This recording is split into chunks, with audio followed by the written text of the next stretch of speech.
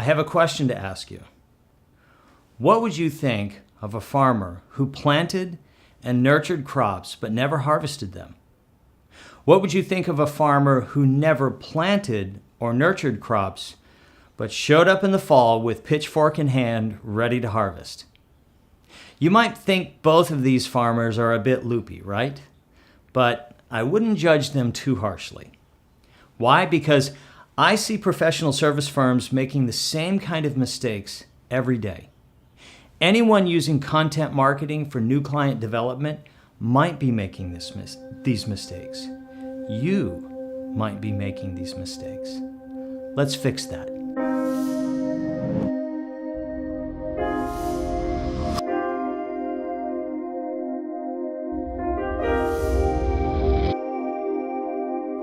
The concept behind content marketing is really a good one. Give away great ideas, usually for free. If you do this, your ideas position you to have a meaningful conversation with someone who fits your ideal client profile, and hopefully that person wants to achieve a goal, realize an opportunity, or overcome a challenge that you're positioned to help them accomplish. This creates strong affinity for your brand. It causes the prospect to trust you. It may even compel prospects to consider you as the first person they should talk to when they have budget.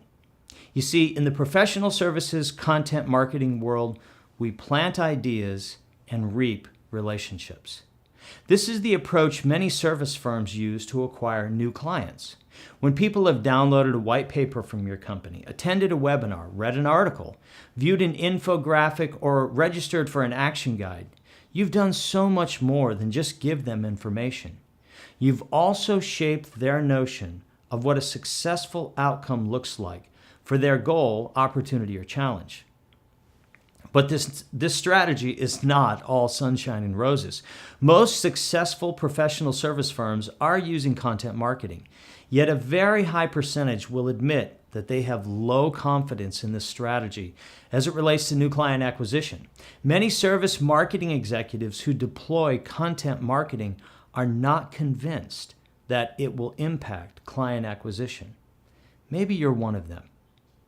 In other content pieces, I've suggested that marketing automation will definitely help this challenge. However, there is another very important solution to consider. For content marketing to be really effective, I believe you need both a nurture and a harvest strategy. I'm going to say that again because this really is the key concept. I believe you need both a nurture and a harvest strategy. One without the other, well, it just doesn't make sense. When I first engage with a new client who's frustrated with their content marketing efforts, almost inevitably, I find this imbalance. They're either weighted too heavily toward nurture or too heavily toward harvest. Here's what I mean. If an organization has success with one content marketing tactic, they tend to want to repeat that tactic a lot. For instance, if a service firm has success with webinars, that may be all they want to do. If they get a couple of clients from white papers, they tend to want to produce dozens of white papers. But I ask you, is this a good approach? I don't think so. I believe there's a direct relationship between how much time someone spends with your content and how serious they are about addressing a goal, opportunity, or challenge. In other words, if someone downloads a white paper and spends an hour or more reading it, they probably have a goal they need to address very soon. But in my experience, only about 5% of everyone you are marketing to at any given moment is ready to seriously engage. So if all of your content marketing tactics require a significant time commitment, you've left out 95% of your market. But by the same token, if you don't have a set of deep dive content assets that can pull someone who is serious toward a conversation with your company, well, then you've missed the boat on real revenue. This is why you need both a nurture and a harvest strategy. Here's a simple way to think about this.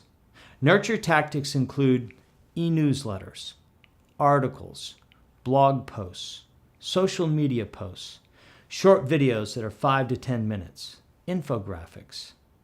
Harvest strategies include webinars, white papers, long videos that might be 10 to 60 minutes, and yes, these really do exist, and then action guides. The nurture tactics should only require a few moments of time to consume. They should plant a seed with the prospective client.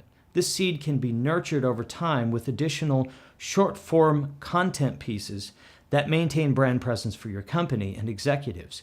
Usually these additional content touch points are delivered through email campaigns. Most importantly, the nurture tactics should not have a call to action or any expectations of commitment from the person consuming the content. More often than not, I recommend that nurture tactics remain ungated. By ungated, I mean not requiring a registration form to access. The goal for nurturing tactics is to get as many people as possible to consume the content. The harvest tactics should be packaged quite differently. They should contain a lot of great ideas. Like a wagon load full of harvested vegetables, they should be a cornucopia of goodness. You should expect that consumers will spend at least an hour or more consuming your content and possibly many more hours thinking about how to apply the concepts to their unique situation. Harvest tactics should be gated, requiring people to take action before gaining access to the content. Depending on the amount of content in the asset, gating could be very high. You might even require people to set up a phone call with your organization to access the content. The asset should be a deep dive on one specific topic. In my experience, the more how-to the information, the better received the content. If you know your ideal client is trying to accomplish a big goal and you've discovered several important steps to achieving that goal, your deep dive piece could outline all of these steps. Most importantly, each harvest piece should culminate in a call to action. The best call to action I've heard sounds something like this. Let's have a conversation to understand where you are now, where you want to go, and the gaps between the two. Then we can make some recommendations about how to bridge those gaps. Follow-up is also very different for harvest tactics. If someone gives you their contact information in exchange for a high-value content asset, it is wise to build automated follow-up. Here are steps you might consider for an automated follow-up campaign. First, users register for an action guide. Users receive an initial thank you for registering, and that's in the form of an email. User consumes the content. A week passes. You send an email that says, how will you apply this important idea to your business? And that idea comes from the content asset. And then you say, download this guide today. And then the user downloads that additional guide. And then you send an email that says, let's have a conversation. The email hopefully will contain a link to something like a time trade account where the user can schedule an appointment for a conversation at a convenient time and date for them.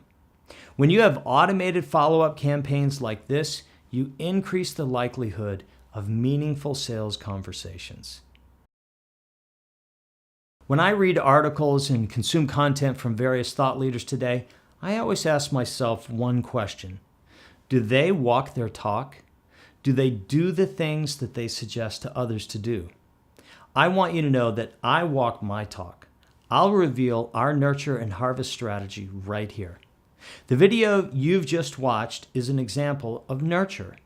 But if you really want to know how to make these concepts high impact at your organization, you should register for an action guide called 7 Steps to a Content Marketing Program that consistently yields ideal clients. It's free, but yes, it is gated.